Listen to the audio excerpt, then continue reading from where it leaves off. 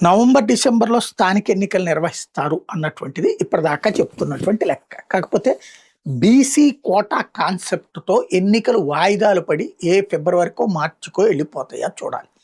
ఎందుకంటే బీసీలకి 34% రిజర్వేషన్ ఇస్తామంటూ మేనిఫెస్టోలో హామీ ఇచ్చింది తెలుగుదేశం. అది అసాధ్యమని తెలుసు. కానీ ఏదో ఒక వాదాన్ని నెత్తినేసుకోవాలి కాబట్టి, అది బీసీలకి న్యాయం చేస్తున్నామని చెప్పాలి కాబట్టి 34% రిజర్వేషన్ అని.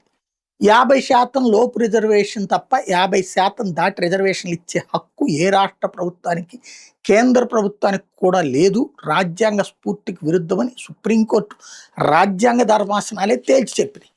అయినా మనం జీవో ఇచ్చేయచ్చు. ఇచ్చేశాక ఆటోమేటిక్‌గా ఎవరో ఒకళ్ళు దాన్ని ఛాలెంజ్ చేస్తారు, కోర్టుకెళ్తారు. ఇప్పుడు ప్రభుత్వం డెడికేటెడ్ కమిషన్ వేస్తే అది కూడా 27.5%కే సిఫార్సు చేసింది.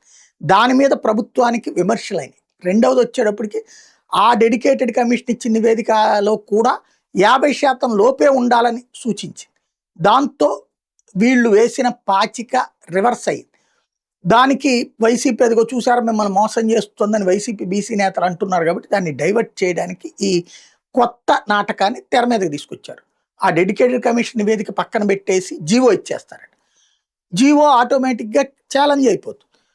ఎవరో ఒకడు వేస్తారు, ఛాలెంజ్ చేస్తారు. దాని మీదన రివ్యూ, దాని తర్వాత కొట్టేస్తారు. మళ్ళీ సుప్రీంకోర్టు, మళ్ళీ కొట్టేస్తారు. అయిపోయాక మేము చాలా పోరాడం బీసీల కోసం, కానీ ఇప్పుడు ఈ పిటిషన్ వేసినోడు ఎవడో వైఎస్ఆర్ కాంగ్రెస్ పార్టీకి తెలుసనినో, లేకపోతే వాళ్ళ చుట్టానికి వేలు విడిచిన మేనమావ గారు అబ్బాయి గారి అక్కగారి తమ్ముడి కొడుక్కి చుట్టమవుతాడనినో, ఇట్లాంటిది ఏదో ఒక కారణం చెప్పేసేసి ఆ తర్వాత మామూలుగానే ఎన్నికలు జరుపుతారు. కాకపోతే ఈ ప్రాసెస్ కొంత లేట్ అయ్యే అవకాశం ఉంటుంది.